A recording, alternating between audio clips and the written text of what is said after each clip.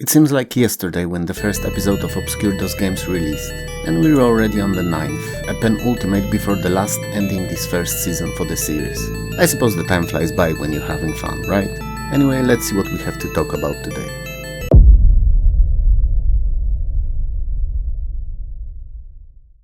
SolarWinds The Escape is a space-themed top-down role-playing and a first part of duology, with SolarWinds Galaxy being its direct follow-up. In the future, humans live in planetary system millions of light years from Earth, and while the space travel is common, the hyperdrive allowing to move between the galaxies is forbidden by the rather oppressive solar government. One secretive group, however, spent a decade working on technology, and now that they've developed a working hyperdrive, they want to escape the clutches of totalitarian government.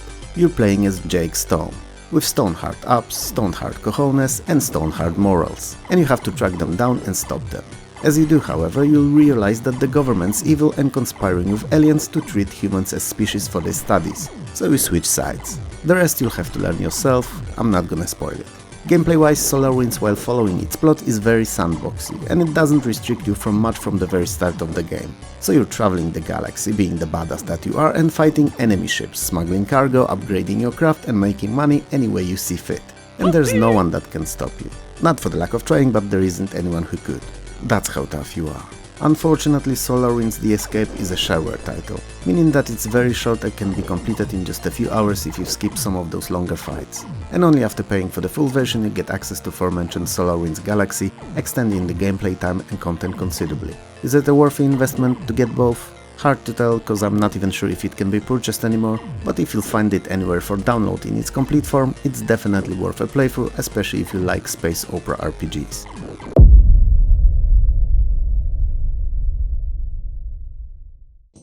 Warhammer Shadow of the Hornet Rat is a single-player fantasy real-time tactics 3D game based on Warhammer Fantasy Tabletop and not unlike modern Total War series of games. You play as mercenary commander Morgan Bernhardt, and the story depicts a conflict with Skaven's intelligent humanoid rats. You're hired by various parties throughout the gameplay to take part in battles against Skavens and help stopping their nefarious plot. And it's those tactical battles that are the main focus of the game, taking into account terrain, kinds and numbers of units and placement. It's a very enjoyable loop if you get a grasp of it and get used to the controls. Since we're on the subject, you control whole groups and not single units in a very non-linear gameplay, meaning you get to pick alternate missions to progress, so repeated playthroughs are not the same. Those unit groups are divided into typical for the medieval fantasy game, so cavalry, infantry, archers, artillery, magic users, and specialized troops. They transfer from mission to mission with you, provided that they survive, that is. They also gain experience and get better over time. For instance, magic users gain access to new, more powerful spells. While the gameplay itself is varied and non-linear, campaign path is, and if you keep succeeding, certain story elements will repeat for all playthroughs. Given how fun and often tactically challenging some battles can be, the fact that some story moments repeat is definitely not a detractor from enjoyment of this really cool game. After each battle you're given a debriefing listing a rundown of number of enemies killed, losses incurred, and experience gained by surviving troops. Losses can be in form of injuries, which only remove affected soldiers temporarily for a duration of one battle, or kills, which are permanent and dead soldiers can only be replaced between battles in town, with numbers of reinforcements fluctuating and not always available to cover all your losses. It goes without saying that replacing more experienced units is much more costly than that of rookies. Warhammer Shadow of the Hornet Rat, despite badly aged simple 3D graphics, is still an amazing game and a great fun to play. And I mean it as someone who usually doesn't care about real-time strategies.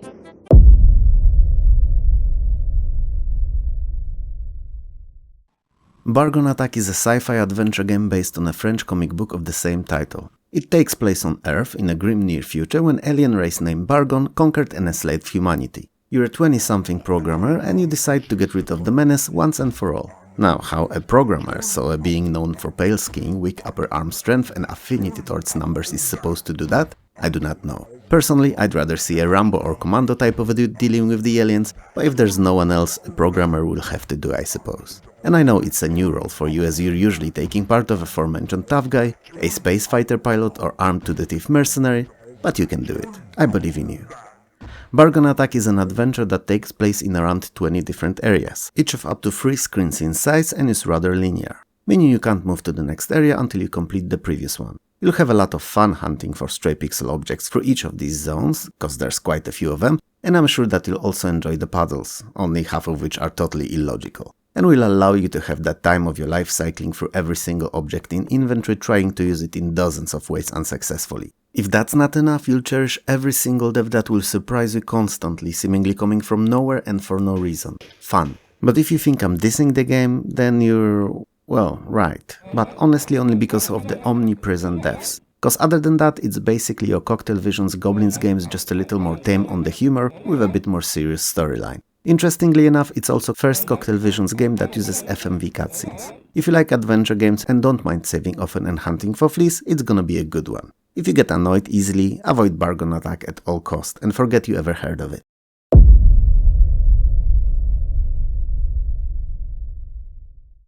Veil of Darkness is an isometric horror-themed role-playing with action-based combat and adventure elements. The game takes place in Romania, in a remote valley that's been cut off from the outside world by the vampire lord Cairn that's keeping a stronghold on it and surrounding areas. You play as cargo pilot, so for once not a hero, whose plane mysteriously crashed in the area and you find yourself trapped within. There you learn that your arrival has been prophesized to bring the evil rule Cairn down, so yeah, I was leading you astray, of course you're a hero, because who else would you be? You know, for someone so powerful, you're surprisingly easy to fool. Anyway, the gameplay is largely non-linear, you can move about and freely explore the area, but certain plot-scripted elements and progression is locked to you completing certain actions or finding crucial items. You will obviously have to talk to people, help them out and learn about what's going on in the valley. You'll battle various creatures occasionally, so werewolves, vampires and skeletons are not something that will be a surprise to you, and I'd like to note here that different weapons work better for different enemies, and it's best to figure out what is most effective where earlier rather than later.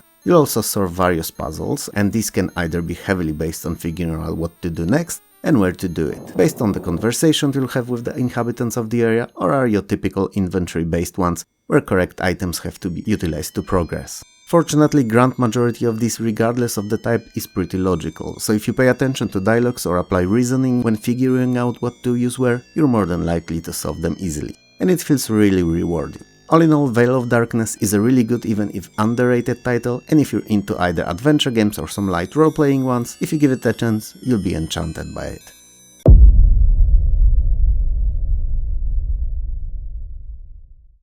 Archimedean Dynasty is a truly unique and obscure game that should have gained much more recognition and popularity than it ever did. And yeah, I know I should start with what it is, especially that the video is all about the games that weren't as big as they should have, but I believe that it was worth mentioning what it was robbed of popularity and sales it deserved. I believe Wikipedia entry for it summarizes the situation best with its single sentence that simply says, "The game was commercially unsuccessful in the US," which by mid to late 90s was once again the single biggest gaming market in the world.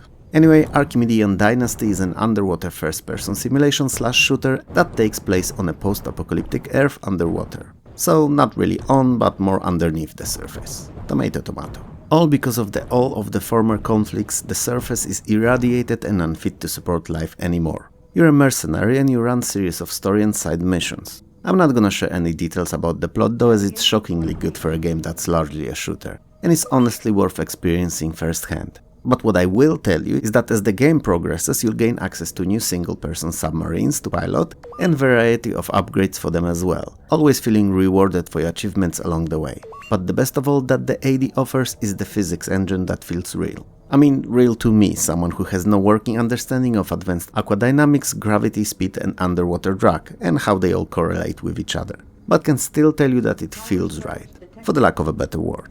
Oh, and before I forget, if you run AD on real hardware and have access to Voodoo graphics accelerators, a patch came out for the game a little after it released that uses this and increases presentation fidelity quite considerably.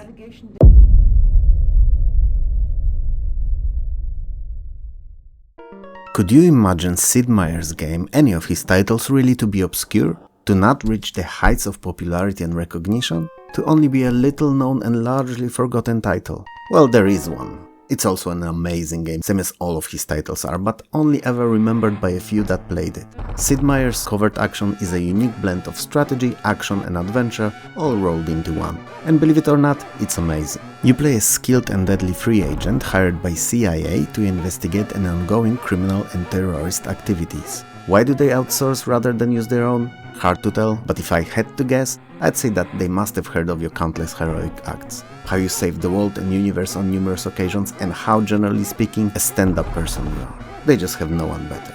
or even comparable in the slightest, skill and experience-wise that is. So, you're either he or she, Maximilian or Maxine Remington respectively, and not many games at the time short of RPGs allowed for a choice of gender, so that's perhaps a small but still welcome addition. Covert action is divided into missions, they're all time limited and you have to uncover criminal conspiracy details in each before the timer runs out. You do so by completing various spy-themed minigames like combat, cryptography, driving and wiretapping.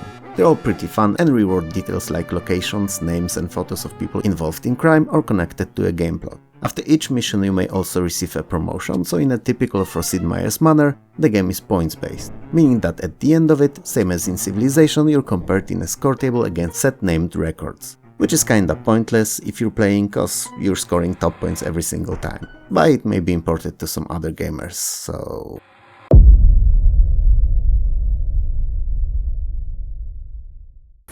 Vox Ranger is a horizontally scrolling shooter that's clearly made to be a parody of a genre.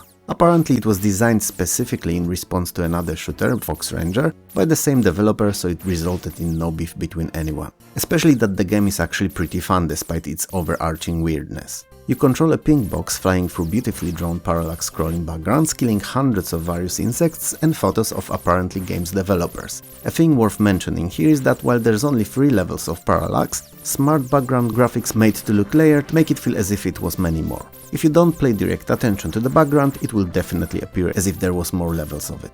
While your basic weapon shoots in bursts, it's not the strongest, so thankfully it can be upgraded or rather supplemented by special weapons. They are limited in shots, however, so it's worth to use them sparingly where necessary. Fortunately, there's a separate button for those so they don't replace your main one and not get used too early. That, ladies and gentlemen, is something I'd like to see in all of my shoot 'em ups. Note that down.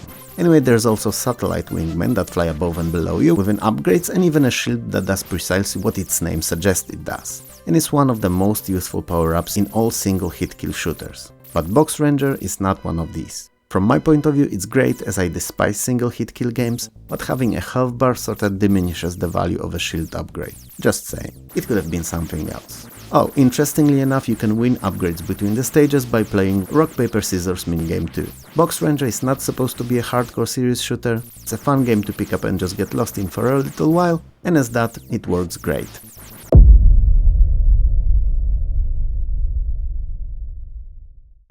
The Four Crystals of Trazere, aka Legend, is an isometric fantasy role-playing. The land of Trazere's eternal enchantment corrupted and transformed all inhabitants into horrible aggressive mutants. You control a band of 4 Meier, well, this may be a stretch, we don't know if they really marry, but you do control 4 of them and they are adventurers. And as you arrive in Trazere, it becomes painfully obvious that something wrong has happened, and while it's not immediately apparent if it can be reversed, you decide to try doing just that. So you set out on a quest to cure the land and find and destroy the responsible forces. In Legend, you'll get to create your 4 unique heroes with individual strengths and weaknesses and personalities. You'll learn to use and eventually master an unusual magic system that lets you literally mix and cast dozens of different spells. You'll visit towns big and small, you'll shop around, drink in taverns and have fun in many other locations. Like dungeons that you'll be exploring and beating for hours on end, having the time of your life. Inside these you'll encounter many puzzles too, that you'll be solving, often with the use of magic to raise bridges, open closed passageways and unlock areas among others. On a side note, as I was writing a short script of what I should touch, I miswrote unlock areas to unleak areas. And I just decided I should leave it as that,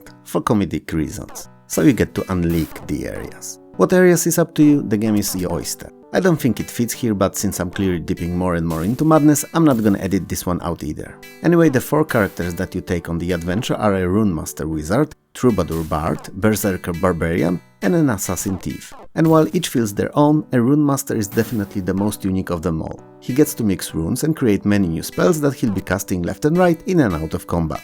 Since this preview is starting to grow in size with each said word, and I'm only scratching the surface here really, I'll end it here and just say that if you like role-playing games, Legends is definitely one that you should not ignore. Give it a chance, you'll thank me later.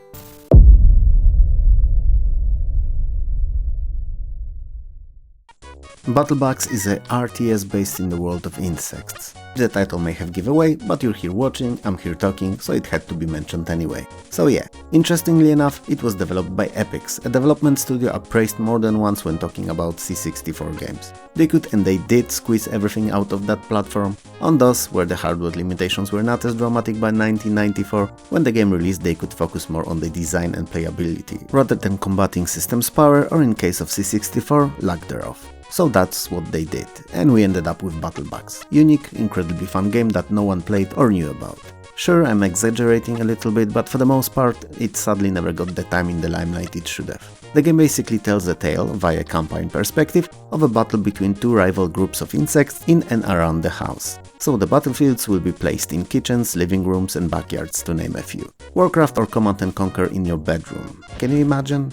You'll get to lead units of various kinds of insects, all differently looking, animated and having their own unique special skills and usage scenarios. It's worth keeping in mind that the game works on heavily expanded rock, paper, scissors mechanics, meaning each unit kind is strong against a specific other and weak against totally different one. So preparing for a mission and then utilizing them correctly is a key to success. While most of 30 available missions can be won by only either annihilating opposing side entirely or capturing all foot pieces on the battlefield, and by capturing I mean holding the position it's in until it turns to your side, for the lack of a better word.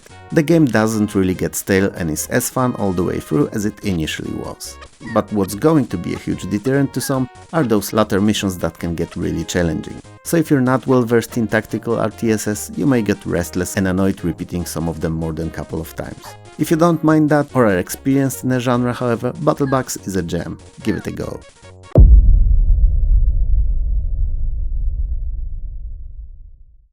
Stunts is a 3D racing game. And as the title gives away with a single word that it is, it's all about those stunts. You race around a chosen from the built-in set or a created custom track with the aim of completing the lap as fast as possible without crashing. It's not always as easy as it seems, as some of the stages, especially created by users, can be real nightmares to drive on. Or even worse, seemingly simple straights and turns with a neatly hidden jump or a ramp that approached at the wrong speed or angle would total your vehicle instantly. And since there's hundreds if not thousands of tracks available online, there's hardly an end to the nightmare. I meant fun, obviously, there's hardly an end to endless fun that Stunts provides, right? Right.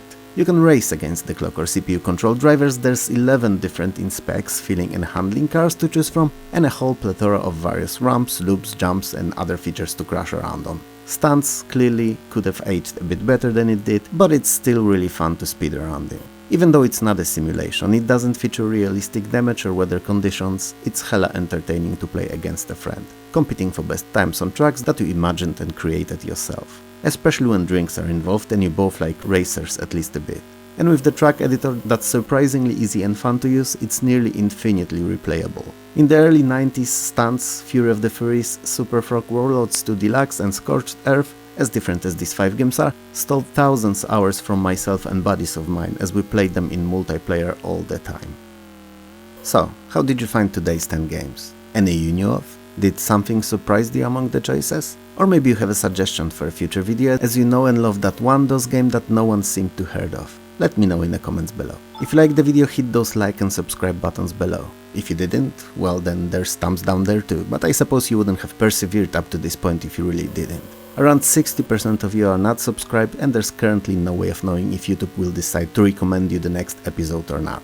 Other than subscribing and hitting that bell, that is. That bell is amazing, as whenever the new video is out, YouTube will actually send you a small and friendly notification about it so you wouldn't miss it.